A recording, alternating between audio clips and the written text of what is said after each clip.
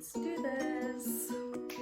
Hey guys, welcome back to our channel. If you're watching this video, you are hanging out with the Spears. Thank you so much for joining us. If you're new here, I am Mandisa. I usually do videos with my husband and my son. They are not here today with us. It's only about me and about you girls. As you guys have already read by the title, I've been wanting to do a girls chat where I opened up a platform where people could ask me questions and I will answer these questions and try my best to answer them as honestly as I possibly can. I did get a lot of questions, you guys. I was writing them down or writing them on e-notes. So, yay, your questions.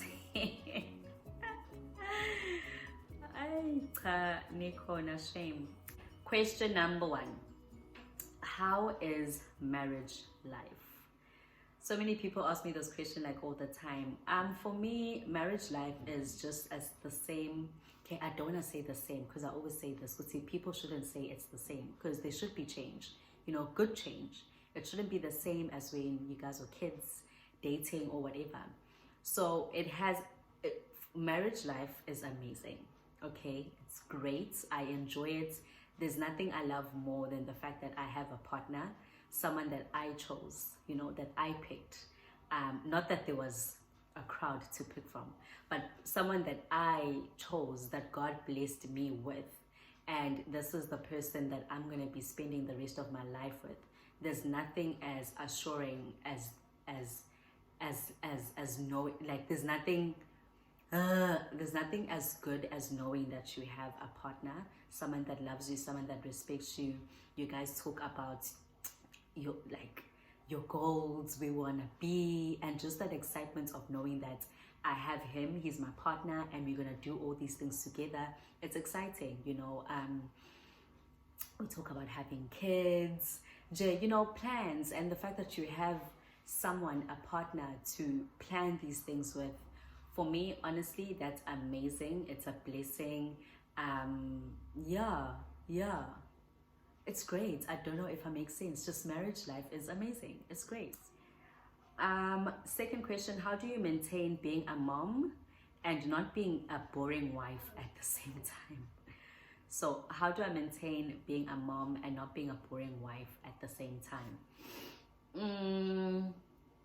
I've never been boring. That's my thing. I'm a fun mom. Let's just start there. I love the fact that I'm young. I had Utai very young, so I'm a fun mom and I'm a fun wife as well. I'm young. We both young. Like my husband and I are young, so we always remind ourselves, Utaibo, Jay, we are friends before anything else. We are friends before we are parents to Tai, and before we are like a married couple. We are friends, you know. So I don't know if you guys can hear Utai, guys. He's watching a movie in his room, so I asked him to stay there for like an hour while I film this. So I don't know if you guys can hear him. If you guys can, bear with me, okay? What else can I do?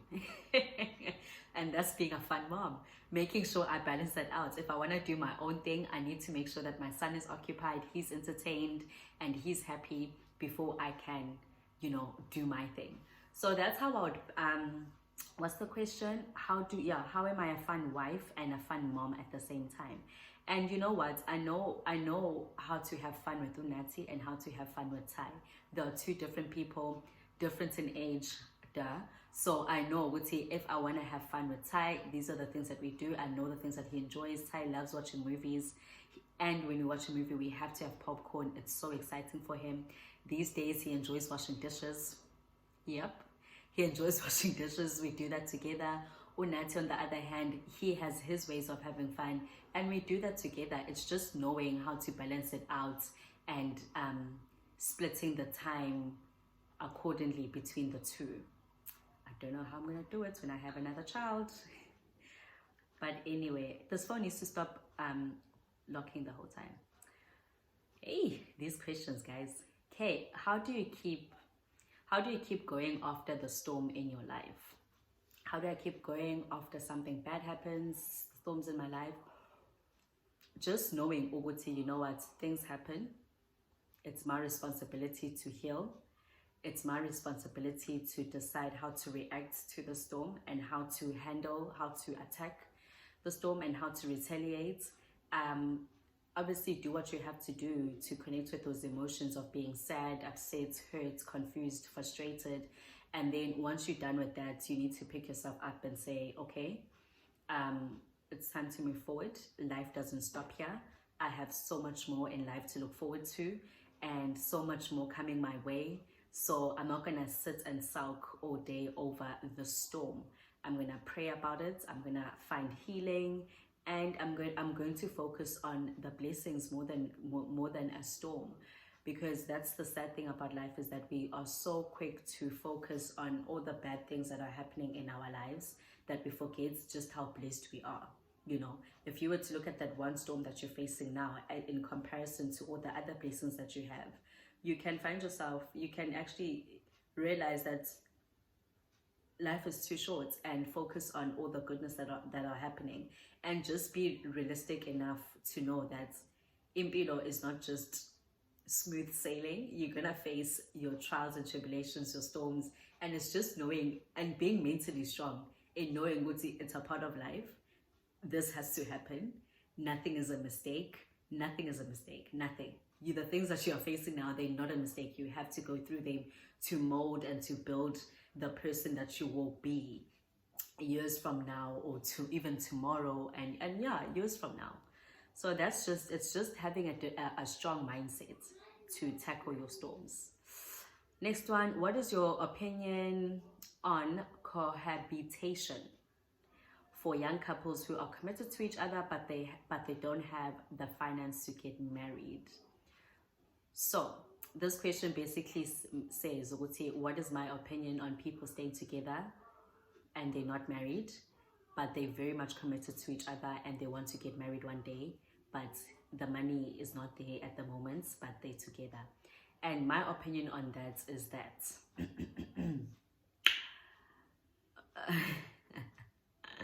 people come from different backgrounds. It's all up to you what makes you happy.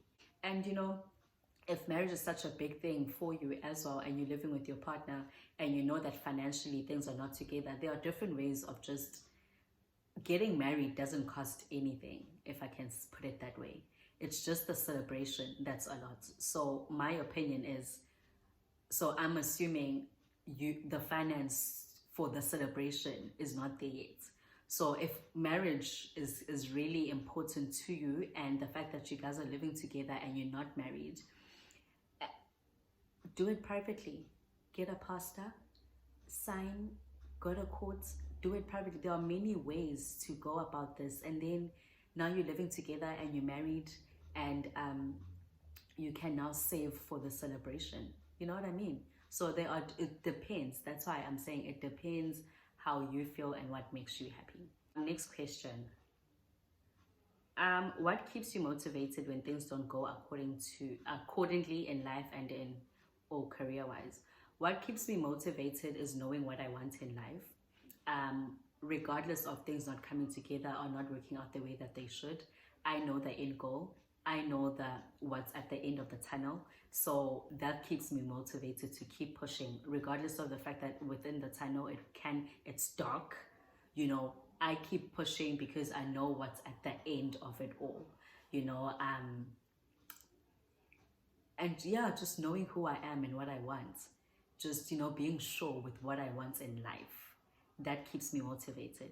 Because I think the reason why sometimes we might feel is because we're at a place where we're trying to figure it out and we're no longer sure. Yo, God, Gandhi, what am I supposed to do in life? What am I doing in life?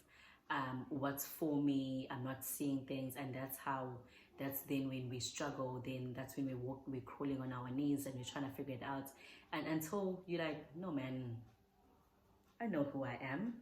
Okay, like things are bad right now, but I know who I am. And as easy as it sounds when I say it, of course it's difficult when you're going through that confusion and those frustrations of things not coming together career-wise, life-wise. But as I said before, impilo, guys, impilo is not that easy. It's not that smooth. You have to work hard. Like, you have to work hard, and you need to know who you are. Don't get distracted. Focus, focus. That's it. Focus, focus. Next one is, do you want more kids? Absolutely yes. I want more kids. Nati wants one more child. You guys already know that. I want 2 more kids, and we will have 2 more kids.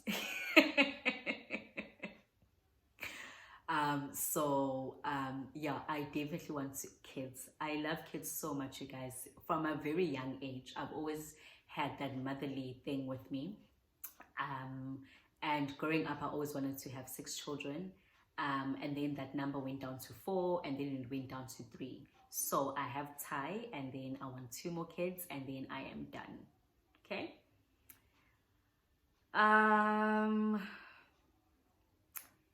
How do you and Nighty spice things up?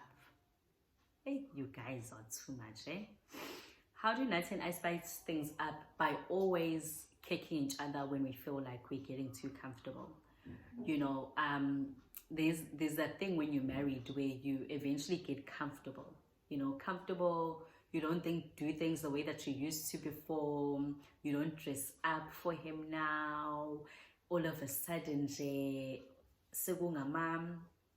what do we put in my kind of girls? Because I still do it as well, but like while I do it, it's in my mind that, oh my God, no. Sister Shukula Jalo nje. We're wearing and this is for husbands and wives. Now we're wearing my pajama that are just not attractive. Unat is very big on sexy underwear, sexy pajamas, all of those things. So I know the things that he likes. And spicing things up also means communicating with your partner, with your husband, and figuring out things that excite him, things that excite her, your wife, your man needs to know the things that excite you as well. That's how we spice it up, having to communicate, and then Nami thinking about those things and saying, it's okay, I know my husband loves sexy underwear, I need to, add up on that, because he would complain when I'm wearing our comfortable panties, ladies. We all have those, where you just, comfortable panties for the time of the month. So you need to be, so he doesn't understand that. What else? How do we spice things up? He would randomly buy me flowers. Yes, I'm exposing him. But he would randomly buy me flowers. What else? This lockdown has really messed up, hey? Really, really messed up. And to be honest with you guys, he would even cook for me. There's nothing I love more than my husband saying he's cooking for me tonight. It makes me so happy. And, and Naye, he gets a reward at the end, so, yeah.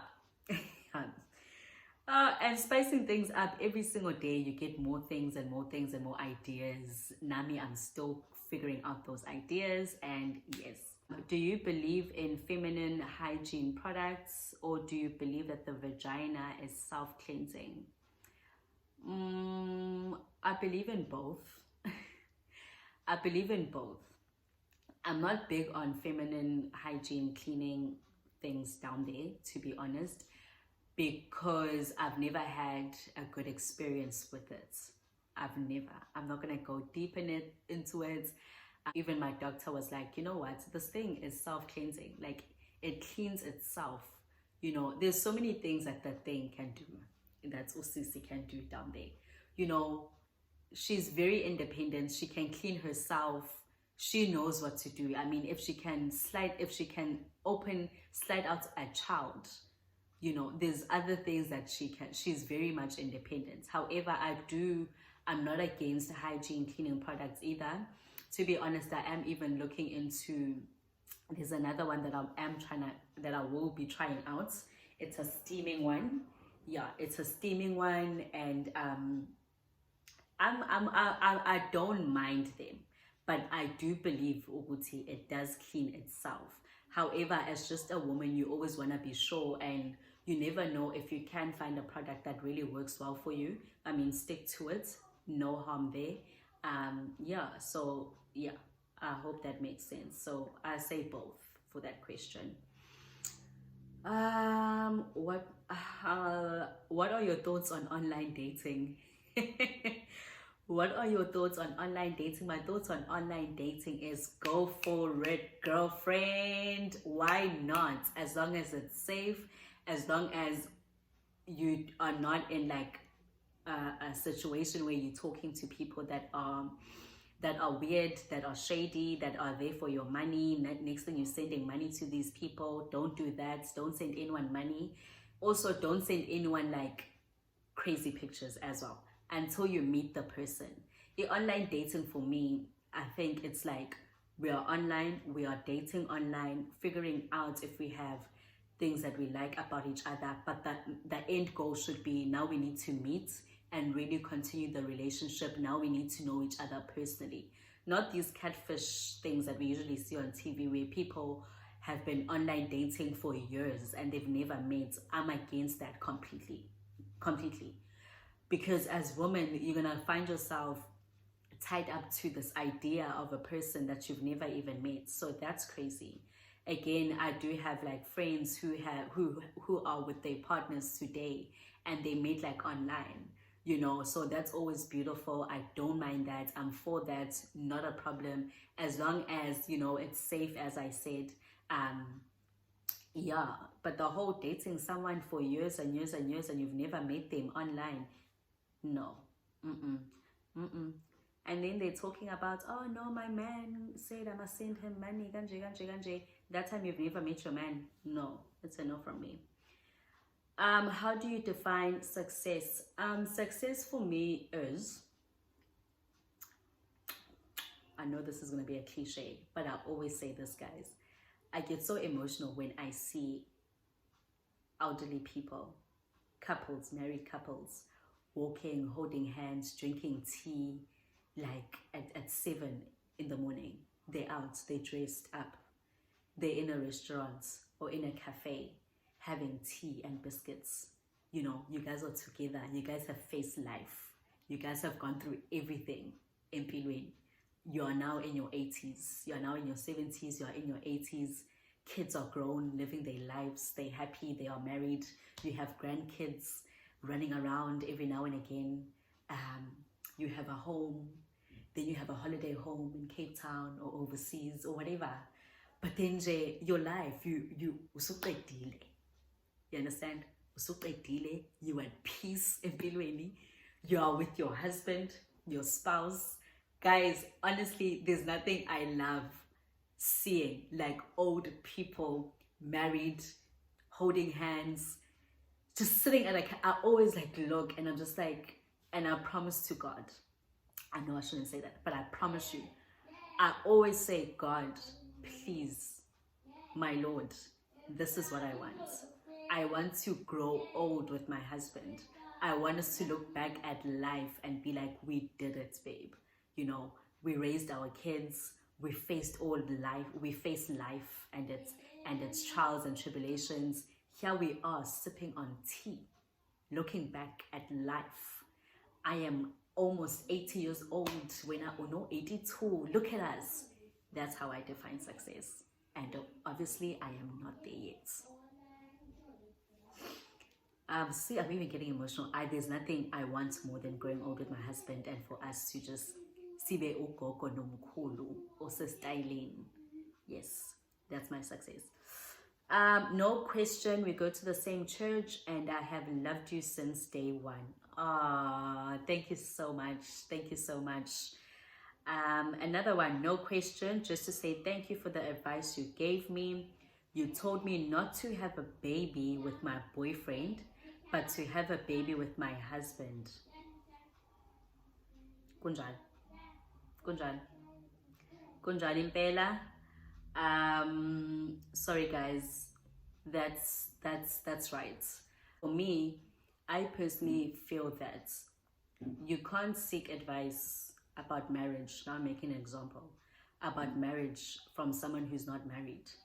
You can't seek advice on business from someone who doesn't have businesses. You know what I'm saying? You can't seek advice from but do you get what I'm trying to say? So for me, that's how I feel. That I always enjoy for people to come to me based on maybe things that they think that I've been through and things that I can relate to, because I say, look, this is how I see it, this is how I view it, I went through it, now the ball is on your courts in terms of now your own situation, and how do you think that you can deal with it? But Mina, I've laid it out for you and you can take it from there. So yes, I did tell this girl. I remember she had said things about her boyfriend wanting children, but Umsha, don't know, not right now. And I was like, no, then we're not having children. We're not having children. Then let's wait for that marriage, because you don't want to be popping these kids out. You know, your man can obviously take care of kids. No matter if he wants kids. So what's a ring, and what's us officializing our marriage, you know, our relationship, sorry, rather. How is it like to kotiza is the next question. How is it like to kotiza now that you're married? Kotiza means like being a daughter-in-law, living with your in-laws and all of those things. Like how is it like in that sense? For me, you guys, I was so blessed. I was so blessed and lucky. I remember my mother-in-law saying, you are not a makoti, you are my daughter. And that means a lot for me, because it makes it, so I'm not a maid. I'm generally just a daughter.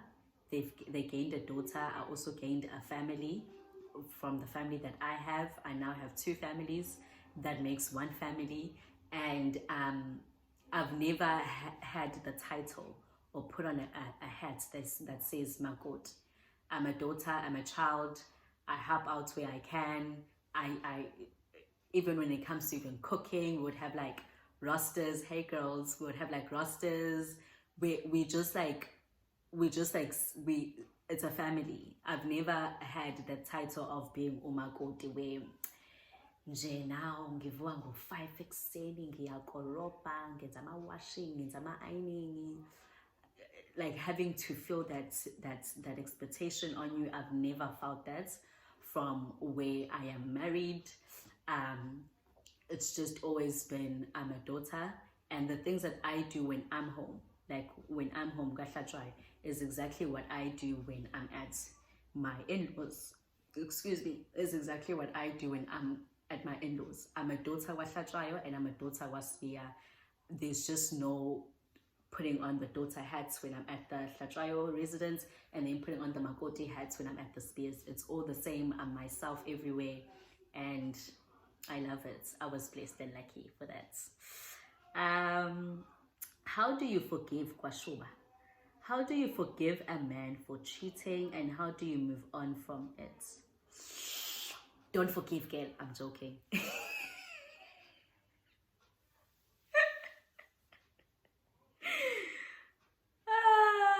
How do you forgive?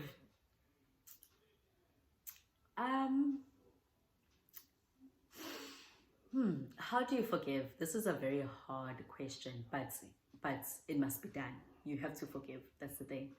Especially if you choose to remain with that person, because forgiving means you letting it go. I'm not a believer of forgive and forget. You can never forget when someone has done you wrong. Just even in anything, even with friends, family, whatever, you can never forget if someone has done you wrong. However, it is important to forgive. What it means to forgive is to let it go, to not allow that hurt and that betrayal to have a hold over you. Because if you're going to allow that to happen, you're going to bring it into your happiness. You're not going to allow yourself to be happy. Every single time you're going to find yourself being at a happy place with that person that cheated on you, because now they're trying to prove themselves to you. They realize that they did you wrong. They want to make things right. Now it's been 2 years, you know, after the fights or the cheating or whatever, but when you're still holding on to it because you haven't forgiven. So I think for that reason, if that's the case, it's a bit selfish of you, unfair, because you have a choice. When someone cheats on you, when someone does you wrong, you have a choice to remove yourself from that situation, to let go of the relationship. Don't stay in the relationship only to make that person feel bad every single day for what they have done. Understand? They did say they're sorry, even though sorry is not enough. Now we need actions. We need actions, Pen. Okay, you're sorry, you cheated. Now we need actions. So now this person is doing everything that they possibly can for you to gain their trust again. When all the time, now you're gonna keep reminding him, Vale, you this, you that. Then that's the problem. You have to forgive for yourself to move on, and for yourself to be happy. It's about you. It's about you not allowing that to have that hold on you. Wake up and decide, I'm no longer gonna make this have a hold on me. I'm just not.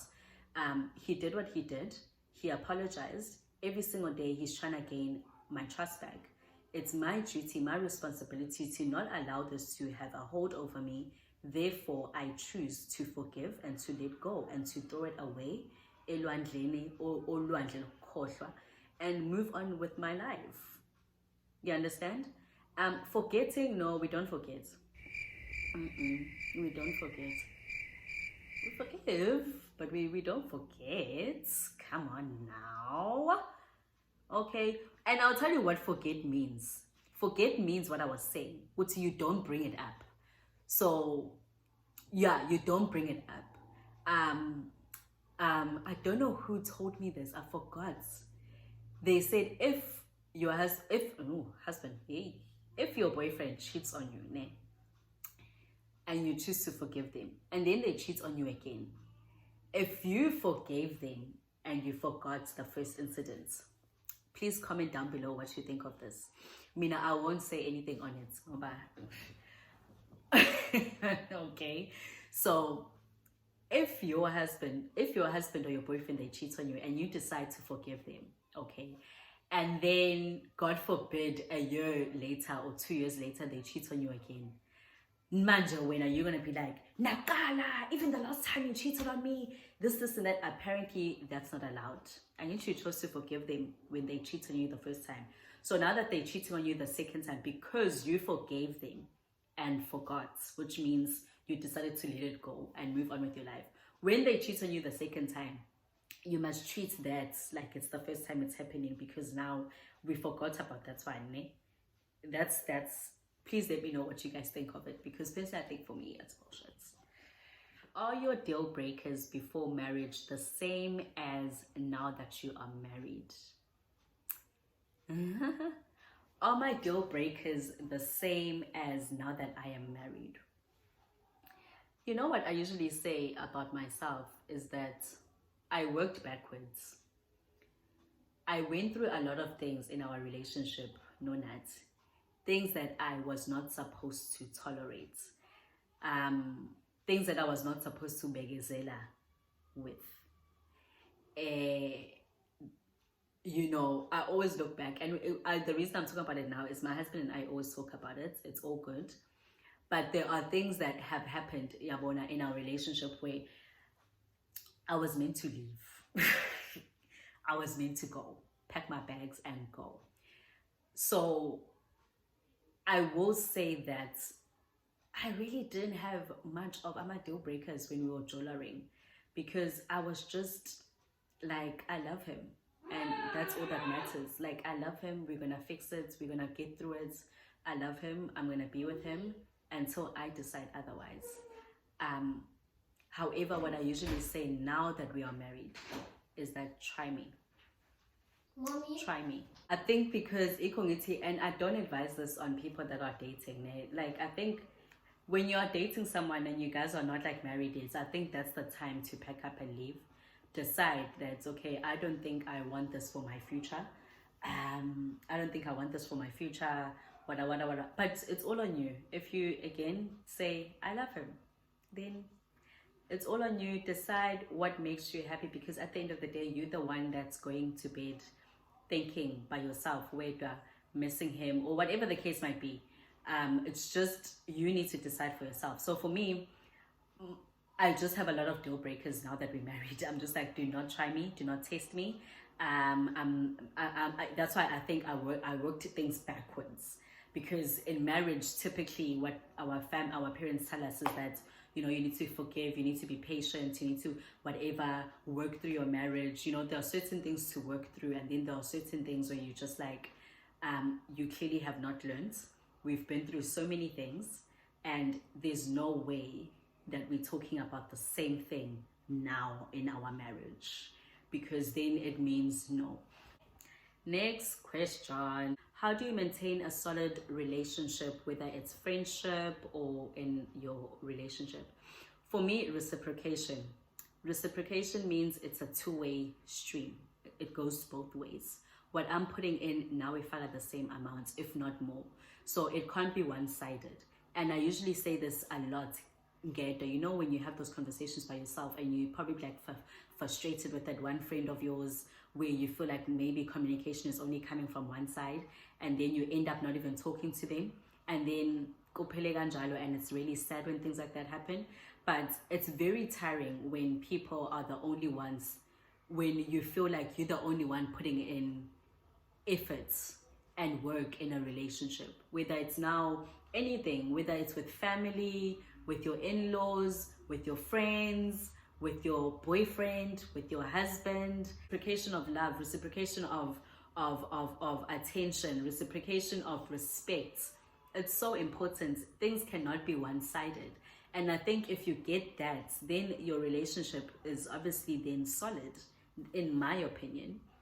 You know, in my opinion, because you get people that can be like, oh, you know, or your boyfriend or whatever, they just hardly call, and you're always the one calling. Or you get a friend of yours that hardly checks up, you're always the one checking up. I mean, at some points, you're gonna eventually get tired, and you're not gonna do it anymore. And then now it's like, yo, or this person never talks to me, and then you forget to look at yourself like, yo, but what, how did I contribute to this person no longer reaching out, you know? What are the do's and don'ts in the bedroom in marriage? Okay, the do's: lovemaking. Lovemaking, lots of lovemaking in the bedroom. And for me, Nat and I also enjoy having just random conversations whenever we're in bed, and we just talk about life, just joke around, have fun, just, you know, debates. Nat and I love debating, you guys know that by now. Just the last time, Nat and I were like randomly debated, guys, for a good hour about Ikiza, you know, about Ikiza, how it works, whether switching it off or on saves OKC or not, you know, like random things like that, that are like, that teaches you things. So have conversations, man, have fun. Yeah, the don'ts: don't bring up arguments, about that one thing that has been bothering you the whole day. Don't hold it in the whole day. You guys are watching TV, you're not bringing it up, and then all of a sudden now you want to bring it up when you get into the room. Don't do that. That's the big don'ts. That's a big do nots. Do not do that. And I've learned to also not do that anymore. Like, don't do that. Don't bring up problems. It's a different thing in environments like the environment that you guys are living in. Your child has been sitting around with you. Now all of a sudden the only time you can speak is in the room. But also there are many ways to avoid that, because you can take a drive, go sit in the car outside. If you feel like you can't leave your child alone in the house, go. But don't bring up arguments and things that have been bothering you about your spouse now in the room all of a sudden. No girl. Another don't for me in the room is being on your cell phone. This is a big one. Nat and I are still working on it. I don't like it. Like, for me, that's a big no. Don't be on your cell phone like when you're in the room. The room, respect that place, man. Respect that place. You know, good things must be done in that place. So it must just be good vibes in that room. No cell phones, put that away. Don't bring up arguments for no reason. You can deal with that during the day. Make some time in the day to do that. And yeah, were you still together with Nati when he got his first child? If so, how did you deal with that? Okay, guys. First things first, ne? There's a video that we posted on YouTube talking about how we met and how long we've been together for. So if you've watched that video, you already know the answer to this question. Nat and I have been together since 2007, and which marks it 13 years this year, if I'm doing my maths correctly. Yeah, 13 years this year. Okay, so, and Nati got his daughter in 2013. So what does that tell you? It tells you that it happened in the midst of our relationship, ne? It was hard. It was hard. It was difficult. It was a huge pill to swallow. You know, in our relationship, no Nati, we had, because we met at such a young age. I was 14, he was 15. So we were bound to face challenges and things that might test our relationship. If you look at it this way, we faced adolescence, whatever, or rather our teenage years.